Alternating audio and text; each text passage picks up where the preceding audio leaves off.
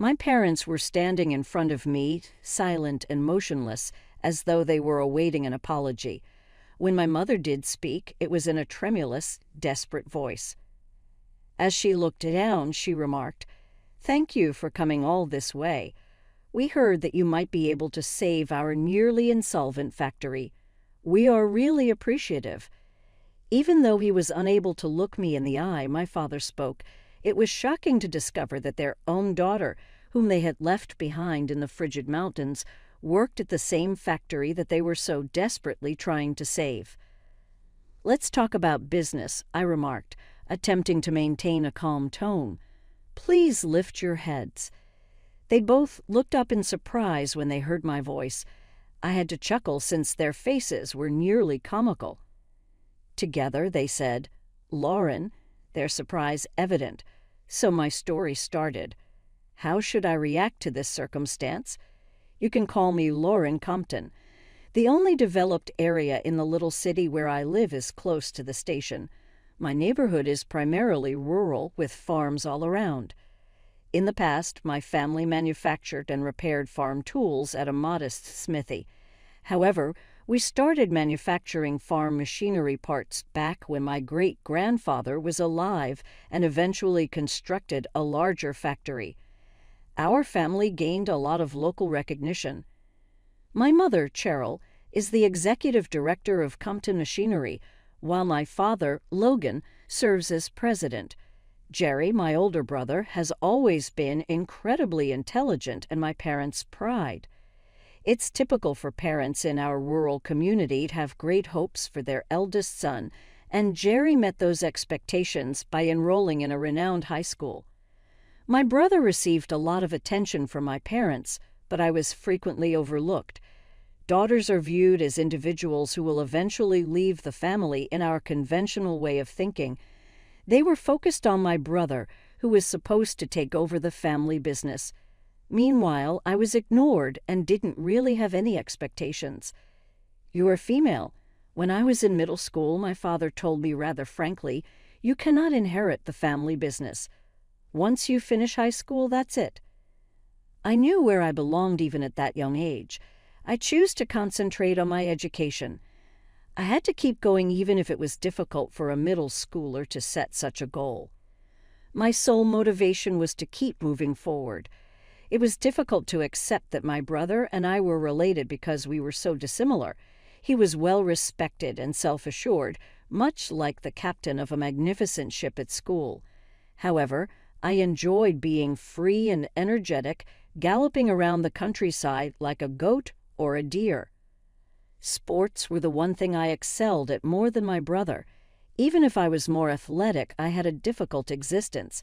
I had to put in a lot of effort to study, and even then my grades didn't really improve, in contrast to my brother, who seemed to be born with talent. This difference was immediately apparent to my parents. Frequently, they made fun of me by saying things like, "You're no good. Jerry is not like you at all. Do you not recognize your boundaries?" Even though their remarks were extremely hurtful, I remained furious and upset rather than giving up. I was devastated one day when the results of our school's midterm exam were announced. I put in a lot of effort, yet my grades remained poor. Although my parents pushed, I didn't want anyone to see my report card.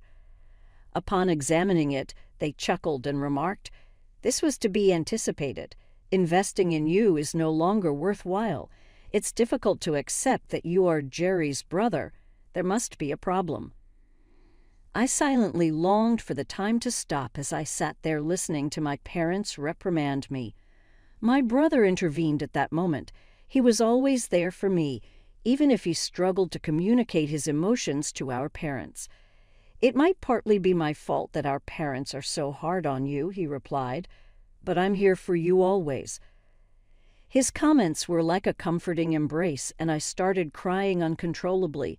His encouragement gave me courage, and I believed that with him at my side, I could conquer any obstacle. I gradually got better in my schoolwork with his aid.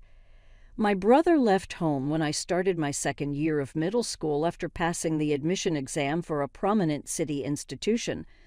The emptiness of his former chamber only served to intensify the harshness of the comparison to him. My brother, with his natural talents, seemed to succeed effortlessly, while I struggled in his shadow, still trying to find my own path. I enjoyed running far more than studying and joined the school's track team.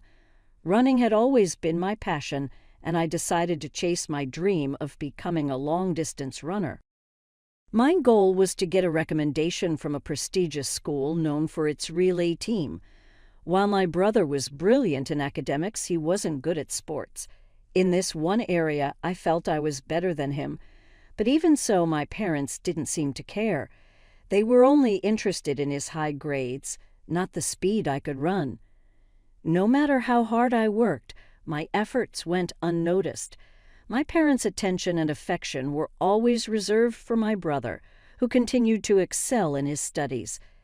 When my brother turned 19, it was a big deal for my parents. They planned an extravagant celebration for his birthday. My mother even said, "Let's get him an expensive watch. If you can't afford to buy such a gift, don't even think about going to university." Her words stung, especially since I didn't have the money to give him anything fancy. As expected, when the day came, my family and relatives gathered at a well-known restaurant for a grand feast. Meanwhile, I was left at home as though I didn't belong there. My mother dismissed me, saying, "Jerry deserves this because he's excellent. All you do is obsess over running. Being there would only make you feel worse." Her words hurt deeply. After they left, I sat alone at home and made myself instant noodles.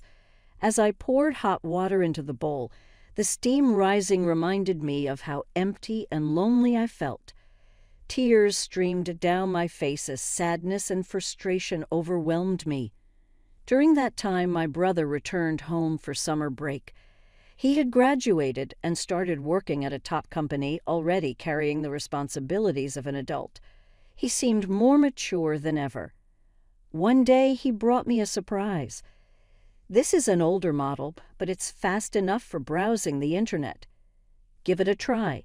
It might even help you with your studies," he said with a kind smile, handing me a laptop. Then he gave me a book and said, "Try using this too. I think you'll find it interesting." The book was a beginner's guide to programming. That moment marked the start of something new for me. It was my first step into the world of technology. Although I wasn't very good at math and science at first, I discovered that creating my own programs was surprisingly fun.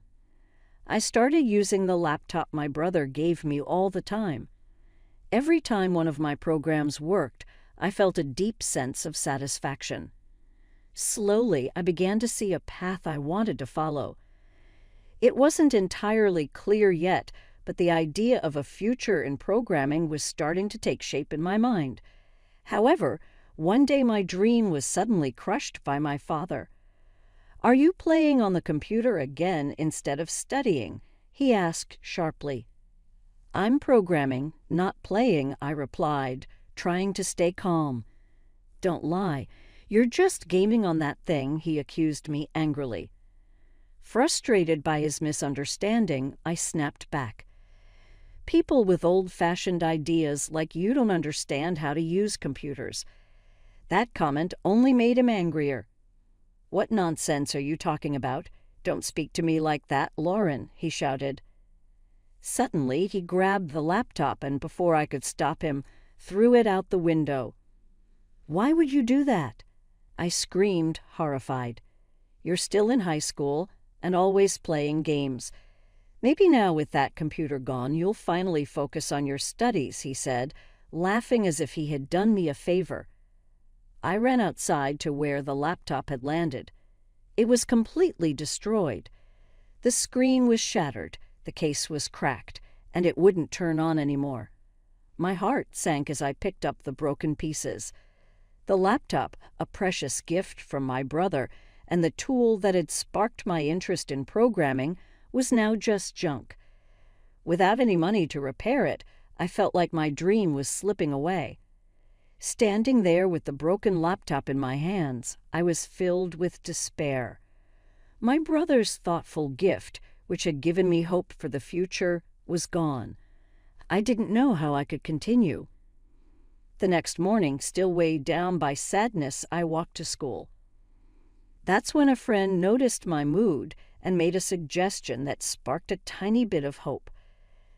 "Why don't you use the school's computers? The teacher might let you," they said. I decided to ask, and to my relief, the teacher agreed. From then on, the school's computer room became my safe haven. After class, I'd head there, where a reliable desktop computer was waiting for me. It wasn't fancy or portable like my laptop, but it was sturdy and dependable. That computer became my foundation, giving me a way to keep learning and holding on to the dream I had almost lost. I started spending more and more time in the school computer room. On weekends, one of my teachers, who noticed how passionate I was, offered extra help. Programming became my focus throughout high school, and I worked hard to improve my skills little by little. During the summer of my sophomore year, my brother suggested I join a summer course in Chicago. I saved up for the travel expenses by working part-time jobs.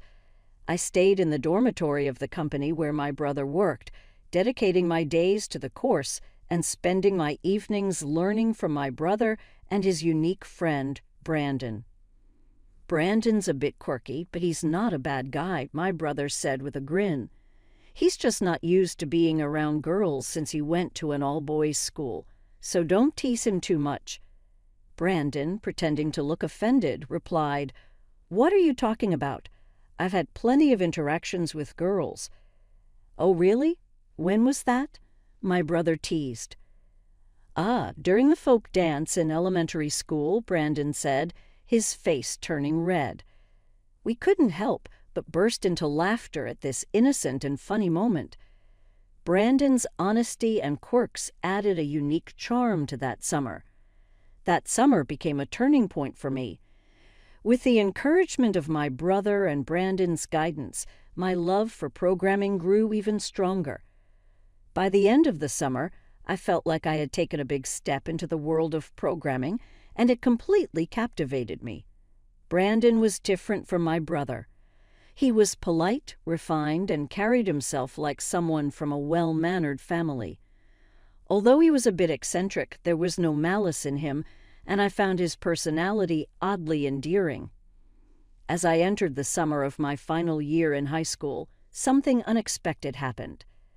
My brother, who had apologized earlier for the destruction of my laptop, returned home during the break with a surprise. He handed me a used laptop and said with a mischievous smile, "This is from Brandon. He's pretty well off, so I asked him if he had any computers lying around, and he gave me this one. He wanted you to have it as a gift." "Why would he do that?" I asked, my face turning red. "I don't know," my brother teased. "Maybe he likes you." Stop saying nonsense," I protested. But my flustered reaction only made my brother laugh harder as he playfully tapped me on the head. That laptop became my lifeline. It wasn't just a computer. It was a symbol of the support I'd received from my brother and Brandon, and it pushed me to work even harder toward my dreams. My brother gave me plenty of advice, and my programming skills improved a lot. One day he said, "I never thought you'd get so into programming." "Yeah, it's really interesting," I replied. "Sometimes things don't work because of a small mistake in the calculations, but solving the problem is so exciting." Programming wasn't just a fun activity for me, it had become my passion. Seeing my own programs come to life was a joy that couldn't be described in words. Driven by this passion, I made a big decision. I decided to leave home, skip university, and take a job in the city at a tech company. With a new computer in hand, I felt ready to move forward and keep improving my programming skills. My journey had only just begun. One cold winter day, as I was preparing for my new life, my parents called me unexpectedly. Normally, their conversations weren't pleasant, so I wasn't hopeful. But this time, it was different. "Let's go on a family trip," my father suggested. Family trips were a distant memory from my childhood, so I was surprised. "My uncle won a hotel voucher in a lottery, and we decided to use it," he added. I felt a bit excited, especially since my brother would be joining us. On the day of the trip, we drove to a hotel in a snowy area with my father at the wheel. My parents seemed unusually cheerful during the drive, chatting mostly about my brother's job and my father's struggles with his factory. As usual, I was left out of the conversation. When we arrived, the hotel was much fancier than I had expected. We relaxed by the pool and enjoyed delicious meals together, but something about my parents' sudden kindness fell off. It didn't seem genuine.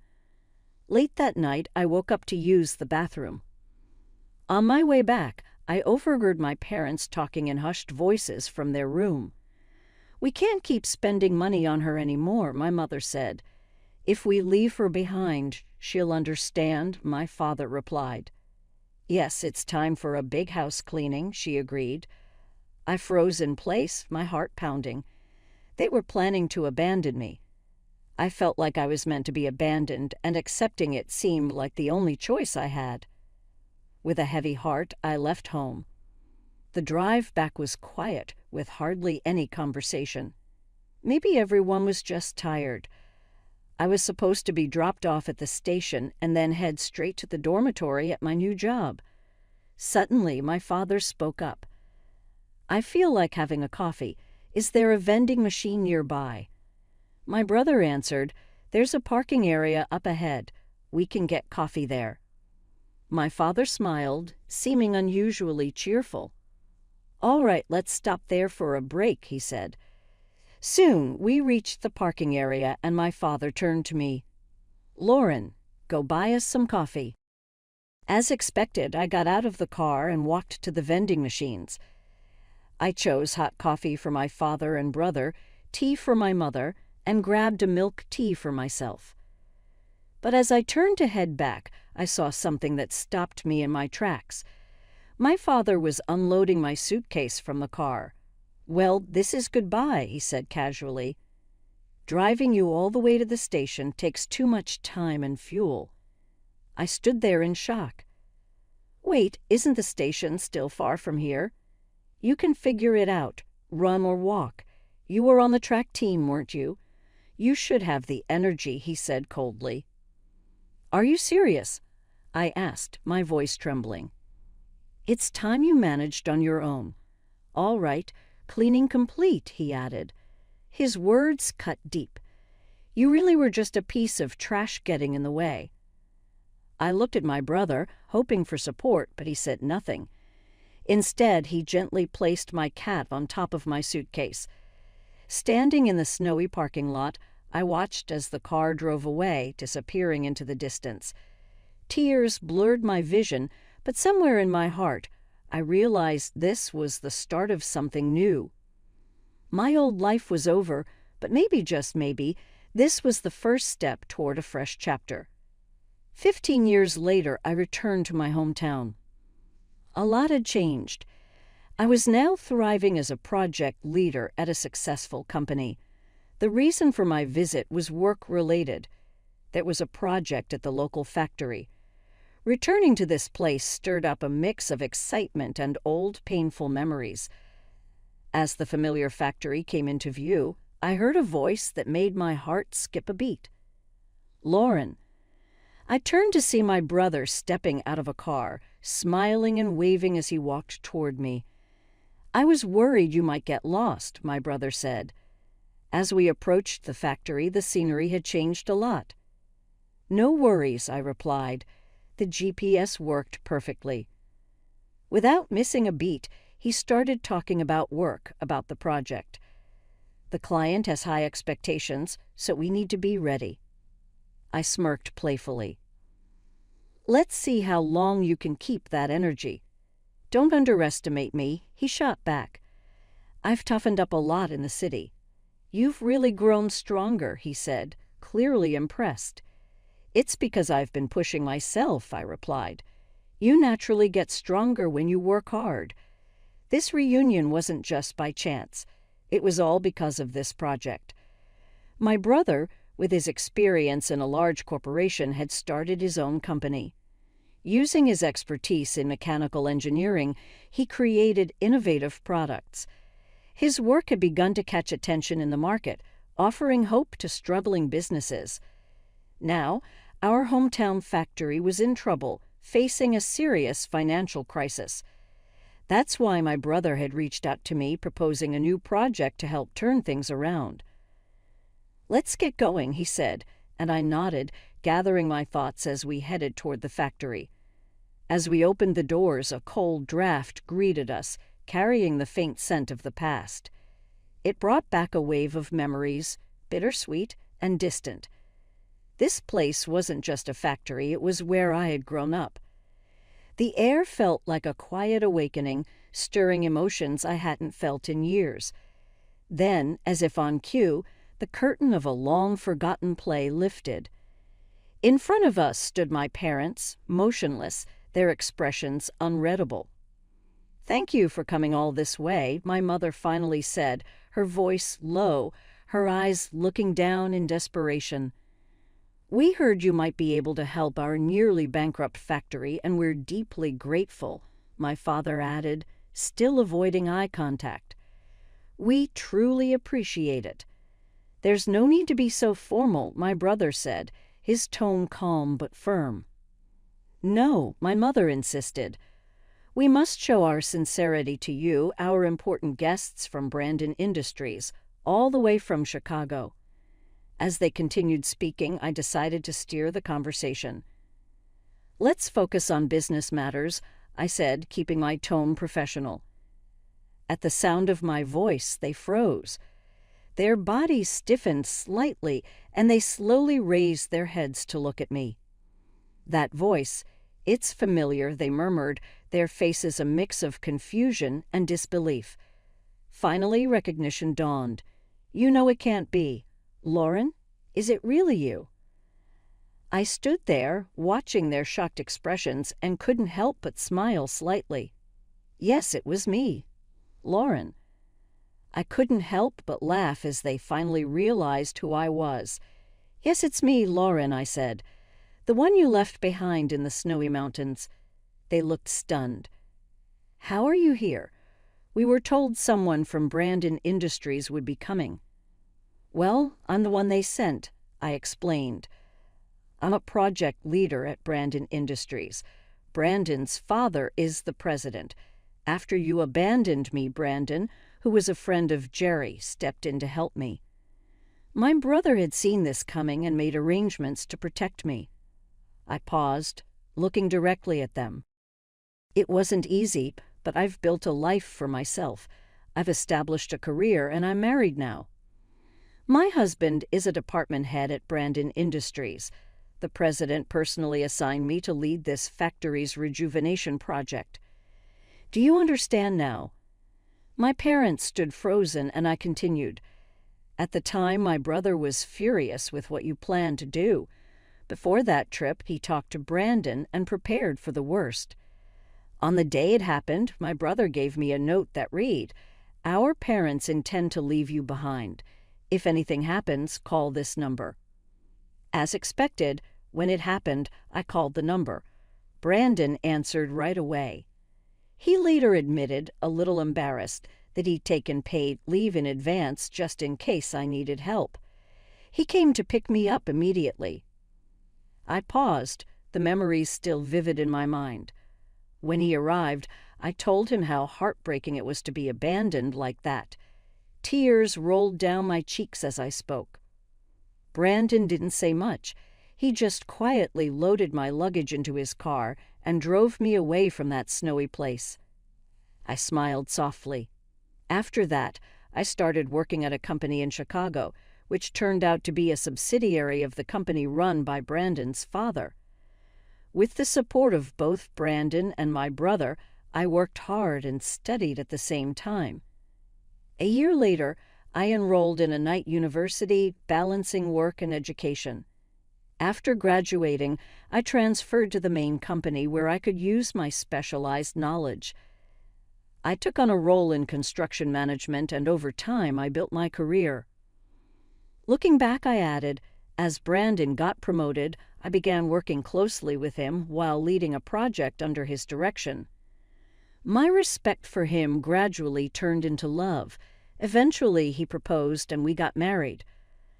I stood there facing my parents, their shocked faces unable to hide their guilt. My journey had come full circle, and now I was the one offering them a lifeline. I kept working and got involved in a project that focused on bringing production back to local factories. Due to the strong currency and rising labor costs overseas, manufacturing abroad was becoming less profitable. Companies started looking for cost-effective and efficient options, leading to a renewed interest in domestic production.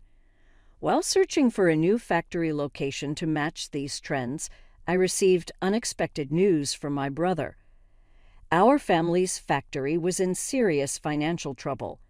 The factory, which used to supply machine parts to large companies, had been lowering its prices to compete. But this strategy had pushed it into a corner financially.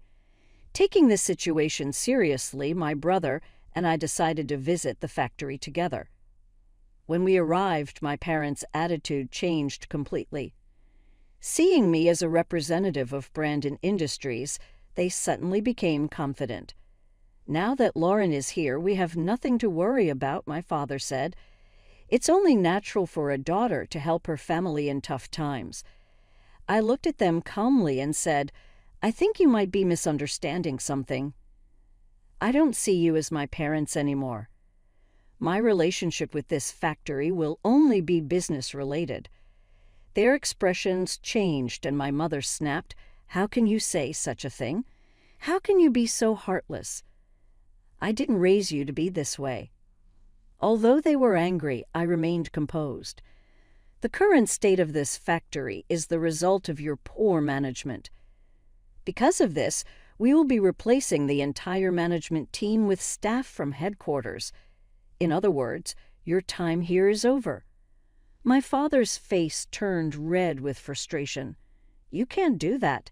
The factory can be sold to pay off some of the debts. I can still manage it after that, right?" I shook my head firmly. "I cannot trust this factory's future to you. What do you plan to do about the remaining debts? This rescue effort is only happening because of Jerry's hard work. As for your lives going forward, that's your challenge to face. Good luck." My brother and I turned and walked away, leaving our parents sitting on the floor, powerless. "Well, that's finally settled," my brother said. "It's not really the end," I replied. "It's just the beginning. This place will become a domestic production hub soon. With the production management system you developed and the new machine tools I've designed," my brother added, "we can aim to be the best in the country, right?" "Not just the best in the country," I said, smiling. "We're aiming to be the best in the world." Sharing a laugh, we both felt hopeful about the future. As expected, our parents sold the factory, but the money wasn't enough to cover all their debts. Even so, we were ready to rebuild from the ground up, fueled by a shared vision of success. I heard my parents are now working in a freezing place. They've asked us for money several times, but we've ignored them completely. Still, I couldn't just do nothing. So I decided to send them some disposable hand warmers I had collected during my college years. It was a small, ironic way of giving back, considering they once left me out in the cold. In the meantime, the factory we bought has undergone a whole makeover. It is presently flourishing and bursting with fresh life following restorations. Everything has been concentrated at the plant, including transportation, inventory control, and manufacturing. It has received a great deal of praise and produced jobs for the neighborhood. I've been collaborating with my spouse on new initiatives to grow our division even further. We intend to concentrate on establishing solid business alliances and assisting American enterprises in entering foreign markets in the future. Even though we lead hectic lives, We usually find time to visit that far-off hotel a few times a year.